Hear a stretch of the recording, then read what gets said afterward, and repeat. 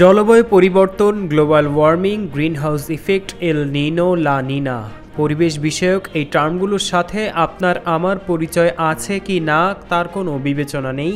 এর ফল বিশ্বজুড়ে সকল প্রাণীকেই ভোগ করতে হবে। ঝড়, বন্যা, অতিবৃষ্টি, অনাবৃষ্টি, খরা সহ প্রাকৃতিক দুর্যোগগুলো ক্রমান্বয়ে বেড়েই চলেছে। প্রাকৃতিক ভারসাম্য রক্ষার জন্য প্রয়োজন বনায়ন। মোট ভূমি সম্পদের অন্তত 20%। বাংলাদেশে অন্তত সেটা নেই। বিশ্বব্যাপী তাই এ নিয়ে চলছে নিবিড় আন্দোলন, যাতে আইপিএলের দল রয়্যাল চ্যালেঞ্জার্স বেঙ্গালুরুর রয়েছে সরব ভূমিকা।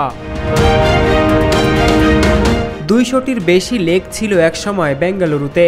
জলবায়ু পরিবর্তন জড়িত কারণ কিংবা মানুষের হস্তক্ষেপ যাই হোক না কেন, বেঙ্গালুরুতে সেই লেকের সংখ্যা এখন 100-এর নিচে নেমেছে।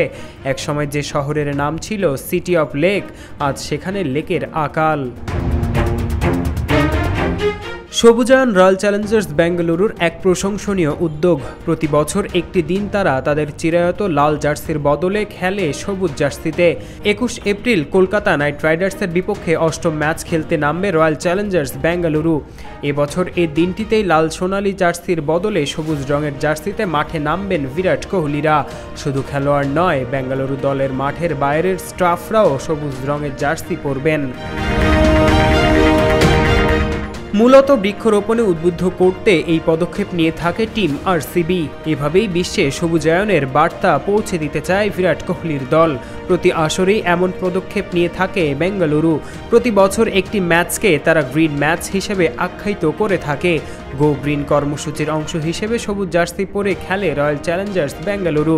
পৃথিবীকে পরিচ্ছন্ন ও স্বাস্থ্যকর হিসেবে গড়ে তুলতে সবাইকে উদ্বুদ্ধ করার এটি একটি প্রয়াস।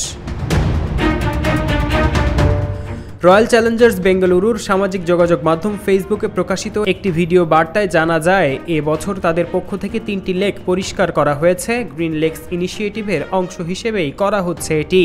2011 সাল থেকে প্রতি বছর আইপিএলে একটি ম্যাচ সবুজ জার্সি পরে খেলে বেঙ্গালুরু। প্রকৃতির প্রতি যত্ন এবং আরও বেশি গাছ লাগানোর বার্তা দেওয়ার জন্যই মূলত সবুজ জার্সি পরে নামেন কোহলিরা। সাধারণত ঘরের মাঠে এই জার্সি পরে নামে বেঙ্গালুরু, কিন্তু এবার অ্যাওয়ে ম্যাচে সবুজ জার্সি পরে খেলার সিদ্ধান্ত নিয়েছে তারা। পারভেজ ইমাম, অন ফিল্ড।